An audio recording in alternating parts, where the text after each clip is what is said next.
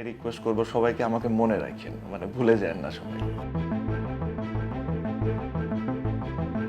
লম্বা সময় ধরেই জাতীয় দলের বাইরে তামিম ইকবাল। লাল সবুজের জার্সিতে টাইগার এই ওপেনারের ফেরা নিয়ে গুঞ্জন শোনা যাচ্ছে। তবে জাতীয় দলে ফেরাটা আপাতত অনিশ্চিত থাকলেও ক্রিকেটে ঠিকই ফিরছেন তামিম ইকবাল। আমেরিকার ন্যাশনাল লিগ ক্রিকেটে দেখা যাবে দেশসেরা এই ওপেনারকে। আগামী 4 থেকে 14 অক্টোবর পর্যন্ত চলবে 60 বলের এই টুর্নামেন্ট। ডালাসের ইউনিভার্সিটি অফ টেক্সাসের উদ্যোগে প্রথমবারের মতো আয়োজিত এই ইভেন্টে থাকছে 6 দল। সেখানে খেলতে এরই মধ্যে চুক্তি সেরে ফেলেছেন তামিম ইকবাল। টুর্নামেন্টের অফিসিয়াল এক্স অ্যাকাউন্টে তামিমের একটি ভিডিও বার্তা দেখা যায়। ভিডিও বার্তায় তামিম জানান, আগামী 4 থেকে 14 অক্টোবর পর্যন্ত ডালাসে অনুষ্ঠিত হতে যাচ্ছে আমেরিকান ন্যাশনাল লিগ ক্রিকেট, যাতে আমি অংশ নিচ্ছি। আশা করি সবার সাথে দেখা হবে, বিশেষ করে বাংলাদেশি ফ্যানদের সাথে। টুর্নামেন্টের অংশ হতে অর্শ হচ্ছে না, দেখা হচ্ছে খুব শীঘ্রই। তামিম ছাড়াও আমেরিকার এই লিগ ক্রিকেটে দেখা যাবে সাকিব আল হাসান। টাইগার অলরাউন্ডারের সঙ্গে চুক্তির বিষয়টিও নিশ্চিত করেছে কর্তৃপক্ষ।